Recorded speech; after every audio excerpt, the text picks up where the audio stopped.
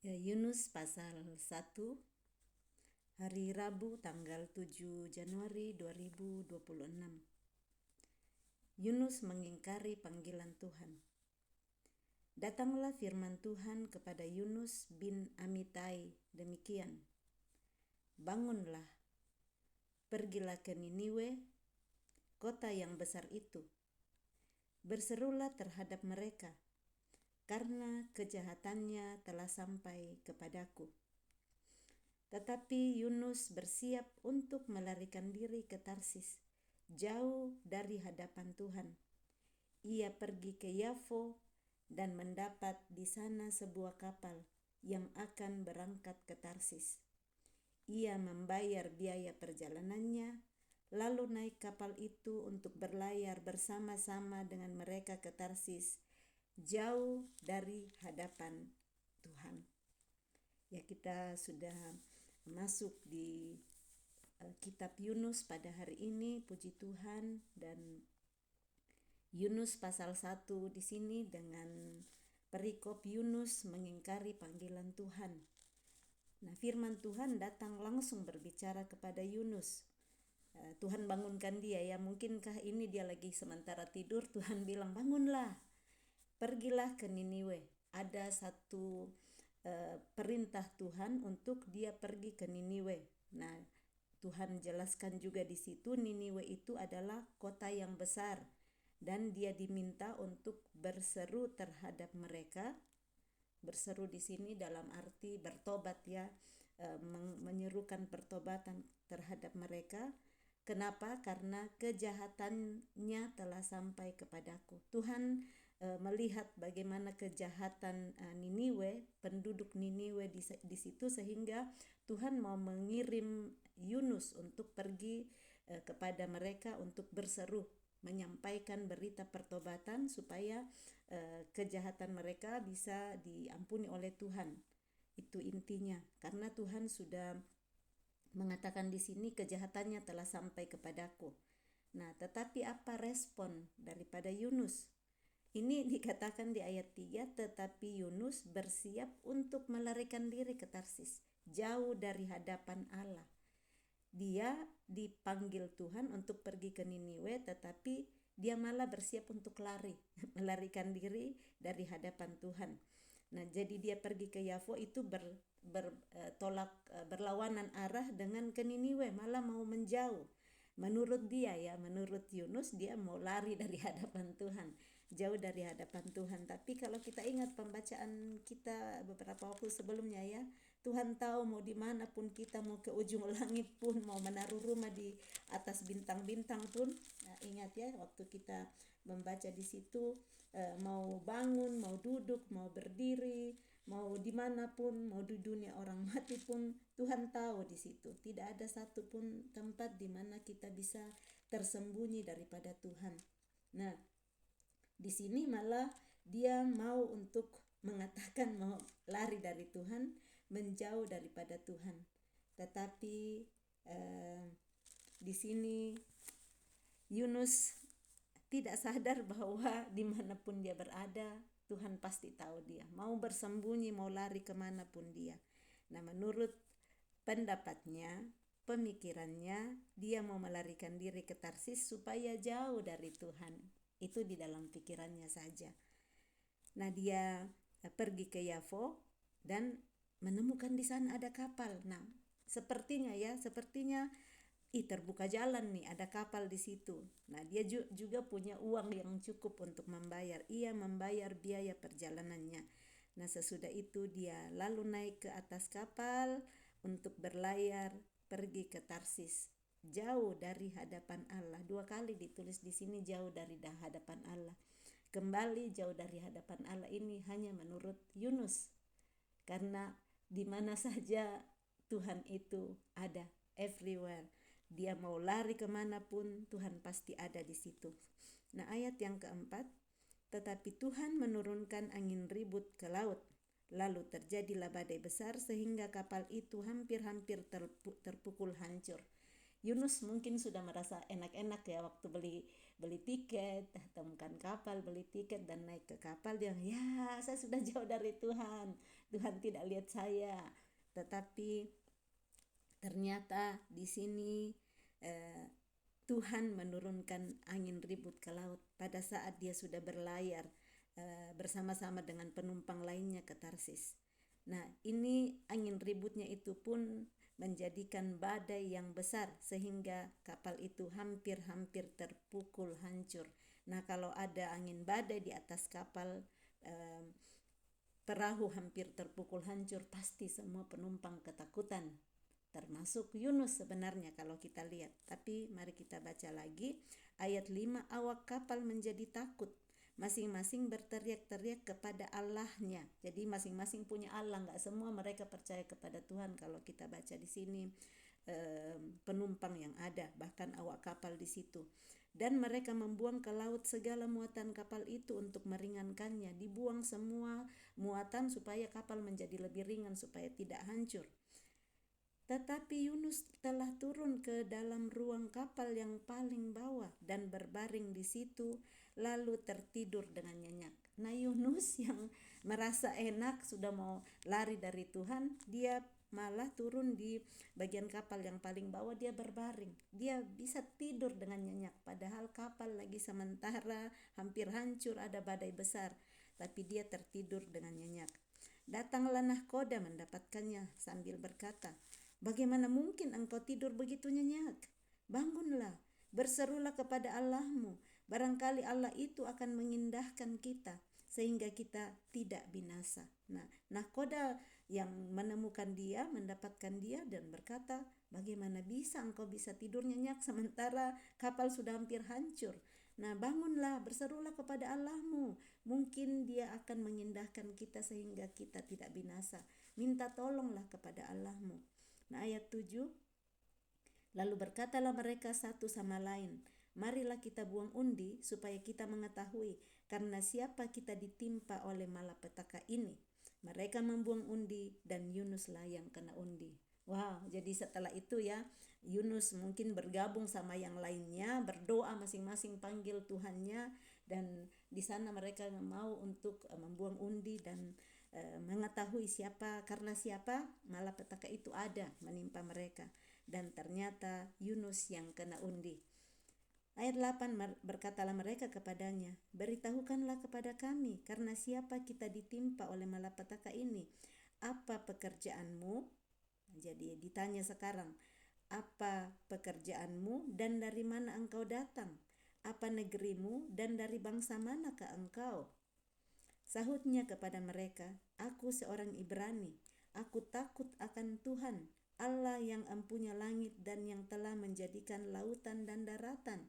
Jadi ini kan penumpang gak saling kenal dari berbagai tempat ya, dari berbagai bangsa. Jadi setelah undi itu jatuh kepada Yunus, mereka tanya, Yunus dari mana engkau, pekerjaanmu, bangsa apa engkau, apa negerimu, semua ditanya. Dan di situ dia menjawab dengan jujur, aku seorang Ibrani, aku takut akan Tuhan, Allah yang empunya langit yang telah menjadikan lautan dan daratan. Dia mengakui Tuhannya adalah Tuhan yang empunya langit dan bumi, yang telah menciptakan lautan dan daratan. Nah, ayat 10, orang-orang itu menjadi sangat takut lalu berkata kepadanya, apa yang telah kau perbuat? Sebab orang-orang itu mengetahui bahwa ia melarikan diri jauh dari hadapan Tuhan. Hal itu telah diberitahukannya kepada mereka. Jadi mungkin mereka cerita-cerita sebelumnya ya, dan dia ceritakan bahwa dia mau melarikan diri, mau lari jauh dari hadapan Tuhan yang dia percayai.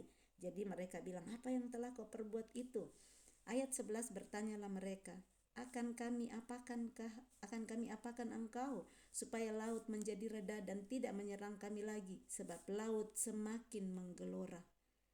Laut semakin menggelora, tidak ada waktu banyak. Jadi mereka tanya kepada dia, kami mau apakan engkau supaya laut bisa menjadi reda. Jadi masih baik nih orang-orang ya, mereka tanya kepada dia. Nah, Yunus menjawab di ayat 12, sahutnya kepada mereka, angkatlah aku, campakkanlah aku ke dalam laut, maka laut akan menjadi reda dan tidak menyerang kamu lagi. Sebab aku tahu bahwa karena akulah badai besar ini menyerang kamu.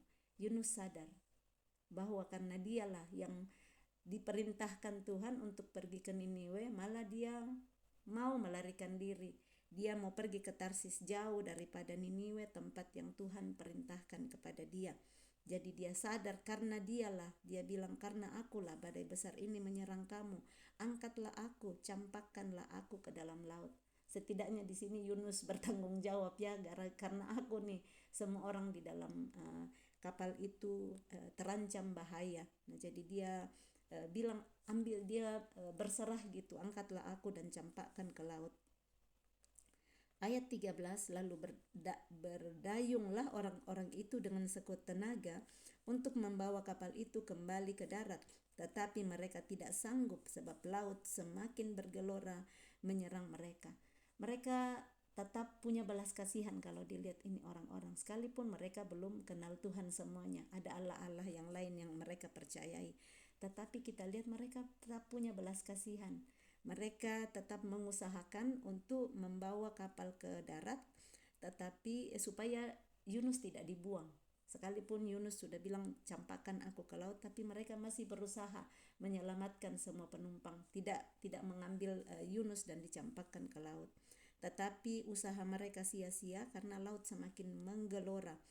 Ayat 14, lalu berserulah mereka kepada Tuhan, katanya, ya Tuhan, janganlah kiranya Engkau biarkan kami binasa karena nyawa orang ini, dan janganlah Engkau tanggungkan kepada kami darah orang yang tidak bersalah, sebab Engkau Tuhan telah berbuat seperti yang Kau kehendaki. Mereka akhirnya berseru kepada Tuhan, ini huruf besar ya, kepada Tuhan yang Yunus percaya. Mereka berseru kepada Tuhan, mohon ampun supaya mereka tidak binasa, sebelum mereka mau membuang Yunus itu ya, mencampakkan ke laut. Karena katanya di sini, karena nyawa orang ini janganlah kau tanggungkan kepada kami darah orang yang tidak bersalah, sebab Engkau Tuhan telah berbuat seperti yang Kau kehendaki. Di tengah gelora, di tengah badai, orang-orang mencari Tuhan. Di tengah masalah kehidupan, mereka mendengar Yunus menceritakan pengakuannya bahwa dia mau melarikan diri dari Tuhannya, Tuhan yang empunya langit, yang telah menjadikan lautan dan daratan, dan itu mereka dengar dan iman mereka timbul ya, iman timbul mendengar kesaksian dari Yunus ini. Jadi mereka berteriak kepada Tuhan yang Yunus percayai. Karena di sini dituliskan dengan huruf besar. Jadi mereka tidak berteriak lagi kepada masing-masing Allah mereka seperti di awal, tetapi bersatu hati berteriak kepada Tuhan yang Yunus percayai. Ayat 15, kemudian mereka mengangkat Yunus lalu mencampakkannya ke dalam laut, dan laut berhenti mengamuk. Jadi sebelum mereka mengangkat Yunus dicampakkan ke laut, mereka minta ampun dulu kepada Tuhan. Mereka berseru dulu kepada Tuhan. Dan apa yang terjadi setelah mereka mencampakkan Yunus ke dalam laut? Laut berhenti mengamuk. Wow, luar biasa, mereka menyaksikan bagaimana betul Tuhan yang Yunus percayai, di mana dia mengatakan dialah yang menjadikan lautan dan daratan, dialah pemilik lautan, dia pemilik daratan, dia yang empunya langit dan bumi. Mereka saksikan bagaimana laut yang begitu bergelora itu bisa berhenti mengamuk saat Yunus dicampakkan ke laut. Orang-orang itu menjadi sangat takut kepada Tuhan, lalu mempersembahkan korban sembelihan bagi Tuhan, serta mengikrarkan nazar. Menyaksikan perbuatan Tuhan yang luar biasa, yang ajaib ini, orang-orang menjadi sangat takut kepada Tuhan. Saat melihat mujizat Tuhan, orang-orang langsung memberikan persembahan korban sembelihan bagi Tuhan. Kita hari ini tidak menyaksikan peristiwa yang dialami oleh Yunus dan orang-orang di dalam kapal. Tetapi dengan iman kita mempercayai apa yang telah terjadi pada waktu itu. Dan hari ini pada saat kita membaca firman Tuhan, untuk kita benar-benar takut, roh takut akan Allah selalu diberikan kepada kita.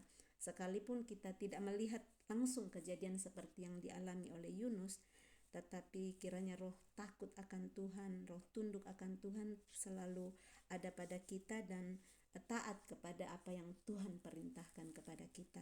Karena kejadian ini terjadi akibat dari ketidaktaatan Yunus yang tidak dengar-dengaran apa yang Tuhan perintahkan kepada dia. Dia disuruh ke Niniwe, tetapi dia melarikan diri ke tempat yang lain. Pikirnya dia jauh daripada Tuhan. Ayat 17, maka atas penentuan Tuhan datanglah seekor ikan besar yang menelan Yunus, dan Yunus tinggal di dalam perut ikan itu 3 hari 3 malam lamanya. Tuhan yang tentukan juga ya, ini ayat 17, maka atas penentuan Tuhan datanglah seekor ikan besar yang menelan Yunus. Tuhan yang menentukan seekor ikan besar yang datang menelan Yunus di sini. Kalau kita ingat waktu kita sekolah minggu dulu ya, cerita tentang Yunus ini kita sudah dengar, dan yang saya ingat kita biasa diceritakan yang cerita guru sekolah minggu itu ikan paus. Ikan paus yang menelan Yunus yang dikirim Tuhan, tetapi ternyata di sini tidak disebutkan nama ikannya, tetapi itu seekor ikan yang besar yang menelan Yunus. Kalau kita lihat ini Yunus kan besar, berarti ikannya itu pasti melebihi ke besarnya manusia. Makanya dituliskan di sini seekor ikan besar yang bisa menelan Yunus bulat-bulat keseluruhan tubuhnya ya, dan di situ ternyata Yunus bisa tinggal selama 3 hari 3 malam di dalamnya. Nah, kalau kita lihat angka 3 hari 3 malam ini itu menggambarkan nantinya Tuhan Yesus yang 3 hari 3 malam akan ada di perut bumi sampai Tuhan bangkitkan dia kembali. Nah, ini cara Tuhan untuk menyadarkan Yunus dengan situasi-situasi yang terjadi, tetapi Tuhan tidak membiarkan dia. Tuhan tetap mengirimkan seekor ikan besar untuk bisa menolong Yunus supaya hidupnya tidak berhenti saat itu, tetapi Tuhan masih mau menolong dia. Tuhan memberikan kesempatan lagi kepada dia untuk nantinya dipakai lagi Tuhan seperti rencana Tuhan sebelumnya untuk mengirim dia pergi ke kota Niniwe untuk berseru kepada mereka. Amin. Jadi demikianlah pembacaan kitab Yunus pasal 1 hari ini, supaya menolong kita untuk taat dan dengar-dengaran kepada panggilan Tuhan. Jangan kita malah mau melarikan diri yang kita pikir bisa jauh dari Tuhan, bersembunyi daripada Tuhan, karena dimanapun kita berada Tuhan ada di sana. Dan pelajaran dari Yunus ini supaya tidak membahayakan orang lain, supaya tidak membuat orang lain malah bisa menjadi celaka. Mari kita taat kepada perintah Tuhan, panggilan Tuhan untuk hidup kita masing-masing. Salam kasih, Tuhan Yesus memberkati. Shalom.